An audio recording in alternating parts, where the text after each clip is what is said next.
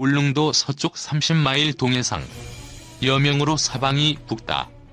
황홀한 일출을 감상할 여유도 없이 항공모함에 갑하는 분주하다.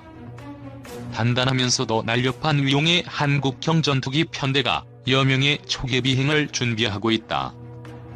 날개 아래 단거리 공대공 미사일과 동체 아래 빼꼼한 장거리 공대공 미사일이 문무대왕의 염원을 하늘로 넓히고 있다. 필자의 상상이다. 지난 9월 국방부는 2021에서 2025 국방중기 계획에서 경항공모함 전력화 계획을 발표했다. 탑재기로 F-35B가 유력하다. 공군도 F-35B를 구매하기 위한 절차를 밟고 있다고 한다. 그러나 F-35B를 운영한다면 항모와 지상훈련기지 모두 시설, 작전 운영 등 전반에 걸쳐 미국의 강도 높은 물리적 보호 조치 등 여러 제한 사항이 따른다. 그렇기에 현재 개발이 순조롭게 진행되고 있는 KF-X를 항모 탑재형으로 개조 개발하는 방안을 우선적으로 검토해보고자 한다. 항모 탑재기로서 두 개종을 비교하면 KF-X는 10개의 무장 장착대에 최대 7,700kg을 장착할 수 있다. 그러나 F-35B는 스텔스 성능을 고려하여 제한된 내부 무장만을 탑재할 수 있다. 물론 F-35B도 최대 6,800kg 탑재가 가능하나 이 경우 항공기 날개에 폭탄을 장착함으로써 스텔스 성능이 저하된다. 항속거리에 있어서도 KF-X는 약 2,900km인데 비해 F-35B는 약 1,600km 정도다. 비행 교육 체계도 KT-1에서 T-50으로 이어지는 이미 구축된 공군 조종사 양성 체계를 그대로 적용한다면 새로운 체계 구축을 위한 비용과 시간을 절약할 수 있다. KF-X 개조 개발을 위한 비용 또한 F-35B 구매 비용과 비교할 때 매우 큰 절감 효과가 있을 것이다. 무엇보다 우리가 개발한 전투기로 공군과 해군의 항공 전력을 운영한다면 운영 유지 및 후속 군수 지원 측면에서의 효율성과 비용 절감 효과는 해외 구매와 가히 비교할 필요조차 없다. 더불어 앞으로 우리가 개발할 공대공 및 공대지 국산 무장들을 자유롭게 통합이 가능하다는 점은 군과 방산업계 모두에게 더욱 큰 이점이다. 개발 비용, 전력화 시기, 작전 및 군수 지원의 효율성, 항공산업 발전에 따른 국가경제 기여도 등 거의 모든 면에서 KF-X가 비교 우위에 있다.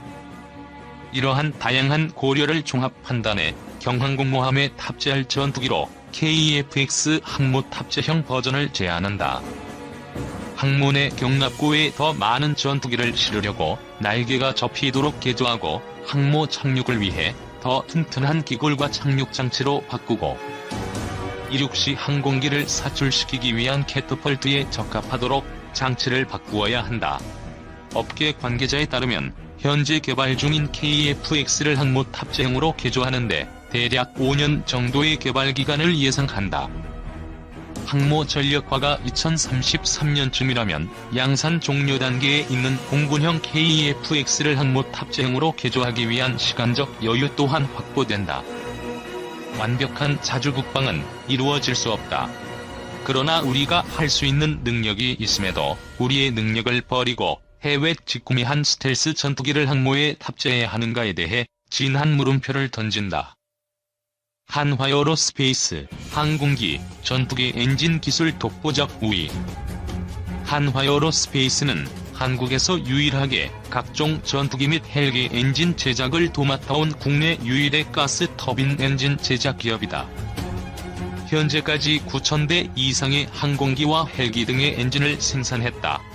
F-15K 전투기, T-50 고등훈련기 등 공군의 주력 항공기 엔진뿐만 아니라 한국형 헬리콥터 개발 사업에도 참여해 한국형 헬기 수리온이 국산화 엔진을 생산하는 등 항공기 엔진 분야에서 독보적인 기술과 위상을 가지고 있다. 특히 2016년에는 한국의 노후 전투기를 대체하고 미래 전장 환경에 적합한 성능을 갖춘 차세대 한국형 전투기 사업의 항공기 엔진 통합 개발을 주도적으로 수행했다.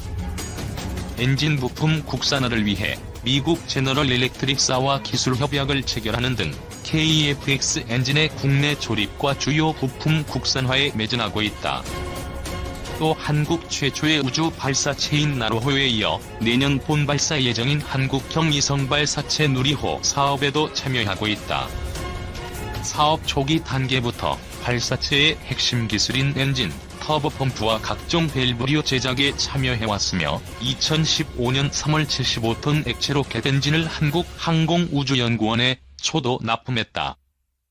한화에어로스페이스는 오랜 경험과 숙련된 기술을 보유한 설계 전문가 및 기술 명장들을 주축으로 설계부터 생산, 조립, 정비까지 엄격한 품질 관리를 수행하고 있다. 최고의 품질과 가격 경쟁력을 바탕으로 지, 프레센 휘트니, 롤스로이스 등의 글로벌 기업들과 수십 년 이상 관계를 맺어오며 장기 공급 계약을 체결할 수 있었다는 설명이다. 김승현 회장의 방산 경영, 명품 방산 무기로 글로벌 정상 노려이죠. 투입한 M&A와 외고집 투자로 방산 기술 세계가 놀라는 수준 일원에 테크올릭 김승현 한화그룹 회장은 원래부터 뚝심 경영으로 소문난 리더다. 그가 태양열 방산 항공 등에 올인하면서 그 결실을 최근 들어 계속해서 거둬들이고 있다. 특히 방위산업에서 그는 독자적인 행보로 재계의 주목을 받아왔다. 그의 경영 스타일은 언뜻 단독으로 결정하고 행동하는 것처럼 보이지만 철저한 팀플레이로 치밀한 사업 방향을 점검하고 관리한다. 한화는 태스크포스팀의 결정체다. 김승현 회장이 일찍부터 밀어붙여온 비즈니스 전개 방식이다. 혼자서 못하는 것을 여럿이서 나누어 맡음으로써 공정 단축과 제기되는 여러가지 문제점 해결에 탁월한 해결책을 찾아내는 방식이다. 시간과 공간을 적절히 나누면서 효율적인 생산성 제고가 가능해진 것이다. 최근 들어 한화의 방산업이 놀라운 성장세를 보이는 것은 모두 이 때문이다.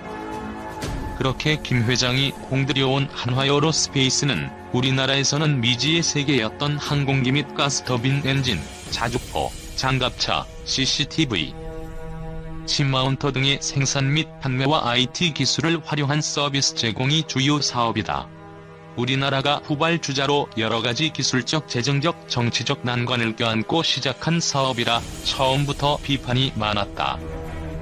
특히 항공기 엔진 사업은 핵심 기술의 진입 장벽이 높으며 장기간의 개발과 투자를 필요로 하는 사업이라는 점에서 불가능하다는 평가를 받아왔다.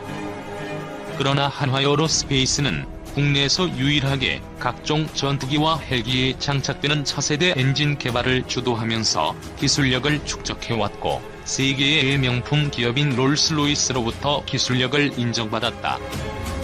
한화에어로스페이스는 롤스로이스가 생산하는 모든 항공 기종의 트렌트 엔진에 장착되는 터빈 부품 10여 종을 2045년까지 최소 25년간 공급하고 있다. 또한 미국 GE 등과 엔진 부품 공급 계약도 맺었다. 기술력으로는 정상권에 안착하고 있는 셈이다. 이미 한화에어로스페이스는 차세대 한국형 전투기 사업의 엔진 개발과 F-15K 전투기, T-50 고등훈련기 등 엔진뿐 아니라 한국형 헬기 수리온 엔진을 생산하는 등 항공기 엔진 개발 선두주자로 이제는 아무도 못하지 못하는 수준에 올랐다. 그 결과 한화에어로스페이스는 2분기 방산 부문 선방에 힘입어 시장의 기대를 뛰어넘는 영업이익을 냈다. 한화에어로스페이스는 2분기 연결 기준으로 영업이익 700여 원을 거둬들였다. 시장의 예상 500억 원보다 40% 이상 많은 실적이다. 국경이 막히고 수출입이 바닥에 가라앉은 상황에서 거둔 실적이라 박수를 받을 만하다. 지난해도 5조 2,641억 원의 매출 실적을 올렸고 3월 기준 2,038명을 고용할 정도로 고용 효자 기업이기도 하다. 증권사들은 한화에어로스페이스가 2020년의 연결 기준으로 매출 5조 1,292억 원, 영업이익 2,351억 원을 낼 것으로 전망된다. 그만하면 최고 선방이다. 자회사 한화디펜스의 활약, 에스토니아, 호주, 인도, 노르웨이 등에서 눈부셔 한화그룹의 대표 방산 계열사인 한화디펜스도 한몫하고 있다. 에스토니아의 K9 자주포 6문을 추가 수출하고 5조 시장이 걸린 호주 장갑차 레드백 수주전도 펼치면서 한화디펜스에 유리하게 전개하고 있다. 그동안 해외 유수의 방산업체를 물리치고 한화가 수출한 자주포 K9 대수만 600여 대에 이른다. 이미 노르웨이는 2017년 23문을 계약하면서 추가 24문을 더 살 수 있다는 옵션 조항을 넣었고 지금도 추가 구매 협상을 진행 중이다. 인도는 최근까지 계속 접경 지역에서 중국과 분쟁 중이다. 무기나 방산 기술 체계에서 한 수 아래라 평가받던 인도는 한화의 명품 K9 자주포로 중국군을 응징한 후 한국 방산 기술에 대한 평가가 확 달라졌다. 이에 인도도 K9 추가 수출 가능성이 대단히 커졌다. 인도의 경우 현지 생산 방식으로 K9이 생산되고 있고 올 연말 100대 완료 후에 추가 수요가 나올 전망이다. 이 사례로 인해 호주, 중동 국가 등의 수출도 진행 중이다. 5조 걸린 호주 장갑차 레드백 수주전도 한화디펜스에 유리하게 전개되고 있다.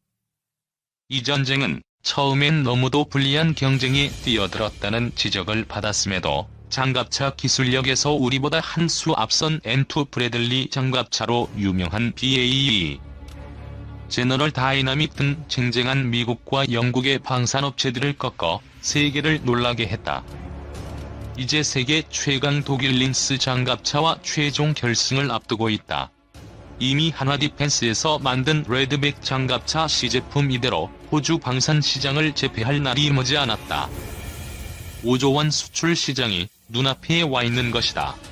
이번 호주 육군이 추진하는 미래 궤도형 장갑차 도입 사업에서 성공하면 한화디펜스는 세계 무기 수출 시장에서 탄탄대로에 오르게 된다.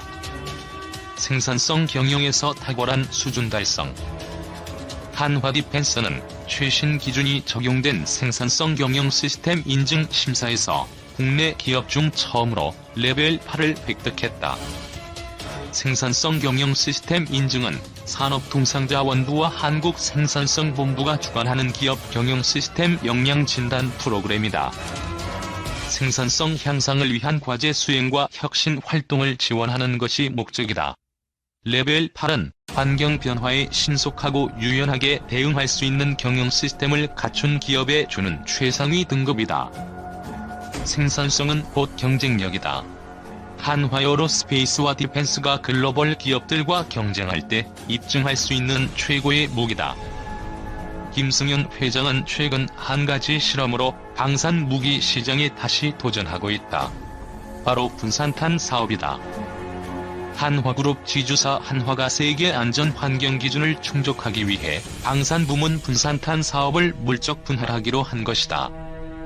한화는 지난달 30일 분산탄 사업을 물적 분할해 신설법인 코리아 디펜스 인더스트리를 설립한다고 30일 공시했다. 분산탄은 300개의 자탄을 쏟아내 축구장 3개 넓이 면적을 일시에 초토화하는 무기다. 넓은 지역에 퍼져 민간인들에게 피해를 입힐 가능성이 커서 비윤리적이라는 비판을 받고 있지만 북한과 마주하는 대치 상황에서 적을 견제하고 함부로 덤비지 못하게 할 수단으로는 꼭 필요한 무기 사업이다. 주력 사업에서 빼내 별도 분리함으로써 쓸데없는 견제를 피하면서 사업을 추진하려는 것이다. 현재 한화그룹은 미래 성장 동력 확보를 위해 미래에 꼭 필요한 첨단 레이저 및 정밀유도 무기 분야에 대한 연구 개발과 투자를 강화할 계획이다. 미래 무기는 지난해부터 시작해 2023년 전력화를 목표로 ADD와 주식회사 한화가 개발 중인 레이저 요격 무기로 미국, 러시아, 중국, 영국 등 국방과학 선진국들이 개발 경합 중이다. 나라도 지키고 수출과 고용도 키워나간다는 김승현 회장의 방산 무기 리더십에 재계에 관심이 온통 쏠리고 있다. 조선해양 오포조선소에서 거행했다. 안무함은 2018년 9월 진수한 도산한 창화함의 연장보고 3급 두 번째 잠수함으로서 국내에서 독자적으로 설계하고 건조된 잠수함이다. 안무함은 지난 2012년 계약되어 2016년 착공식과 2018년 기공식을 거쳐 진수식을 갖게 되었다. 이날 진수식은 상황을 고려하여 참석 규모를 대폭 축소하여 진행되었으며 서욱 국방부 장관을 주빈으로 부석종 해군 참모총장, 최호천 방위사업청 미래전력사업본부장, 이성군 대우조선해양 대표이사 등이 참석했다. 또한 안무 장군의 후손들도 참석해 진수식의 의미를 더했다. 안무 장군의 친손 여인 안경환 여사를 대신해 그녀의 아들 강용구 씨가 참석했다. 안경환 여사는 어린 시절 외할아버지가 비밀리에 친할아버지인 안무 장군이 독립투사라는 사실을 말해주어 알고 있었고 힘든 가정 형편이었지만 늘 할아버지를 자랑스럽게 생각했다고 말했다. 진수식을 주관한 서욱 국방부 장관은 축사에서 머지않은 미래 우리 해군은 핵심 전력인 경항모와 함께 한국형 차기 구축함, 4,000톤급 잠수함 등을 갖춘 선진 대양해군으로 거듭날 것이라고 언급하며 오늘 진수되는 안무함이 한반도의 평화와 안정은 물론 세계 평화에 기여하여 자랑스러운 대한민국의 이름을 더욱 빛내줄 것을 확신한다라고 말했다. 진수식은 개식사와 국민의례에 이어 사업경과 보고, 부석종 해군 참모총장 함명 선포, 이성군 대우조선해양 대표이사 기념사, 유공자 포상 및 서욱 국방부 장관 축사, 진수 및 안전항해 기원 의식 순으로 진행되며 해군 관습에 따라 주빈인 서욱 국방부 장관의 부인 손소진 여사가 함정에 연결된 진수줄을 절단했다. 해군은 잠수함의 한 명으로 독립운동에 공헌하였거나 광복 후 국가 발전에 기여한 인물을 사용해온 전통에 따라 차기 잠수함 이원함을 안무함으로 명명했다. 안무 장군은 대한제국 진위대 출신으로 일제의 군대 해산에 항거하면서 독립운동에 투신했고 1918년 국민회군 사령관으로 독립군 400여 명과 국내 진입 작전을 수행했다. 1920년 봉오동 전투와 청산리 전투에 참가하여 일본군을 대파하는 등 청산리 전투 승전에 큰功을 세웠지만 1924년 일본 경찰의 습격으로 총상을 입고 체포되어 그해 순국했다. 대한민국 정부는 1980년 건국 훈장 독립장을 추서했다. 안무함은 3,000톤급 규모로 길이 83.3m, 폭 9.6m의 수중 최대 속력은 20kts 이상, 탑승 인원은 50여 명으로 일본 함인 도산한 창함과 동급의 함정이다. 안무함은 장보고 2급 잠수함 대비 2배 정도 커졌고 수중 잠항기간도 늘어났다. 더불어 안무함은 초기 설계 단계부터 민관군 협력으로 잠수함의 두뇌 역할을 하는 핵심 장비인 전투, 소나 체계를 비롯해 다수의 국내 개발 장비 등을 탑재하여 전체 국산화 비율을 향상시켰다. 송원근 방위사업청 체계개발 1팀장은 필사즉생의 정신으로 독립전쟁을 펼쳤던 안무 장군의 국가 수호 의지를 이어받은 안무함은 억제력을 갖춘 전략무기체계로 전방위적 안보 위협에 효과적으로 대응하는 국가안보의 핵심적 역할을 하게 될 것이라고 말했다. 대우조선 3,000톤급 잠수함, LNG선 등 1조 5,600억 원 수주 잭팟. 대우조선해양은 해군 잠수함과 LNG 운반선 등 1조 5,600억 원 상당을 수주했다고 11일 공시했다. 먼저 방위사업 청관은 3,000톤급 잠수함 장보고 3 2차 사업 선도함 설계와 건조 사업을 1조 1,130억 원에 계약했다. 대우조선은 또 미주지역 선주가 발주한 17만 4천 세제곱미터급 초대형 LNG 운반선 2척, 4,465억 원 상당을 수주했다고 별도로 공시했다. 대우조선은 2012년 1조 7천억 원 규모의 장보고 3 1차 사업을 수주해 현재 잠수함 2척을 건조 중이다. 2016년에는 이번에 수주한 잠수함의 기본 설계 사업을 수주해 지난해 말에 완료했다. 이번 2차 사업은 해군 핵심 전력인 최신의 3,000톤급 잠수함을 독자 기술로 건조하는 것이다.